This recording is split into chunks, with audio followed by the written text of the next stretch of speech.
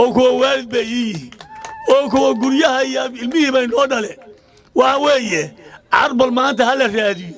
nin aan awoowe ama ayeeyo ama abti ama ina habreed aan isku ahayn hadda inta laga raadso bal hala goob ma dayga hada waaga haykaadi hada iigaadi waa marka warku ku dhayahay waryaada day baa la yiraahdaa meeshaan marka laga tago xamar baa ugu sokeeya macidaan adinka ahayn baa isku qaraabsata in sheeg ma jirto guri saacad meelahan miyaa tagtaan ayaguna guri ciddaas cilaahayn ma tagaan markay saacad ka tagaan waxaan idiin sheegaynaa meeshaanna 40 sano isku cunayseen wixii ka horreeyeyna waxaan idiin sheegayaa labada aqal oo halkaa midna ku yaal midna halkaa ku yaal laba bari isku xigta degan sida hadda u degteen oo kale ilaa ninkan wax la siiyo guriga adoo baahan baa tagaya lagama yeeli jiro xaraan bay ka taaloonay marka waxaan leeyahay horta dadka saa u wada dhashay oo walaalaha oo isku dariska ah oo meel kale aadayaan la arag hadday isku caaqeen 40 sano oo sawirnimo isku geysay war aqli waxa ay soo noqdaan leen sawirnimo way waxa isku deedo wax laga macaashay iyo wax laga helayna laba arkay war aqligaas oo dhan sawirnimada hal xawaalaan leeyahay taa horta intaasaan horta ku bedelayaa waxaan leenahay anagu marka halka ka soo tagno ama halka ka nimid waxaanu soo aadnay ama nin halka lagu qabto ama hal la iskugu yimaado waxa loo leeyahay annaga sida gaan u sheegay waa maqlayseen magaalada gaalkacyo muddo badan baa wax laga soo waday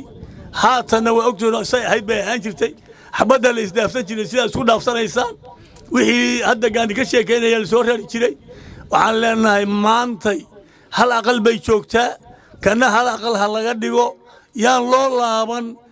hebel buu yahay hebel buu yahay wariyaa in hebel soo maahan in hebel away aniga hadda fiiri seediyalkay halkaan joogan waa u tagi waay wiilashaan haddii ilaahay ku rooyahay ina maxamuud inda yaraayo adeeradood baa garaadka cabdi ciise waxa dhashay ina xasan barraana ina xasan barraa dhashay ka waxa dhashay ina ismaaciil saalana waxa dhashay ina xasan barrasa dadka sida uu dhashay maana wariyaa fiiriya guryaha iyaga aan tagi weyn dadka iyaga eelka iyaga aan u tagi weyn markaas meeshaan ugu celiisaysa halkaas aan ugu dhigantiin wariyaa nasiida dhuunta noo sii daayay hanu dhagay dhuunta noo sii daayay hanu dhagaanine nasiida guryaha iyaga dadka iyaga eelka iyaga aan soo aragno qaraabaysan horta mid waa midaas nabadana waxaan leenahay hal soo dhaweeyo nin walba idan u tahay diinta islaamkana hadda culmadii oo dhan waa ka sheekeeyeen mar haddii lagu yiri qofka waxa ka xaraana dhiigiis waxa ka xaraana xoolihiis waxa ka xaraana inaa wax ka sheegto wax walba soo maqlaysid inaa marka intaas oo dhan oo laga nahiyay inta ku tagto aad qof soo disho ama xoolihiisa qaadato waa dhibkeeda leedahay inta waxaan ku darahayaa hal la iska daayo qof walba qofka kale hal nabadgeliyo wixii ilaahay farana aan yeelo waa liibaanaynaa waana ku liibaanaynaa ayadaasaa liimaantu ku dhex jirtaa taa intaasina wayga waanadii culmadu ay sheegtay weeye waxaa soo haray waxaa la yidhi war aaway gaani wuu yidhi mid baan ku khilaafsana wuu yidhi waryaale ha qarinina gaani hadduu qariyo adaa lagaa rabaa la joojin maayo maamulka laga raba xaaraan bay ka tahay nin kala waa soo qabataane ma midka hawiyadii la soo qaban weynaysaan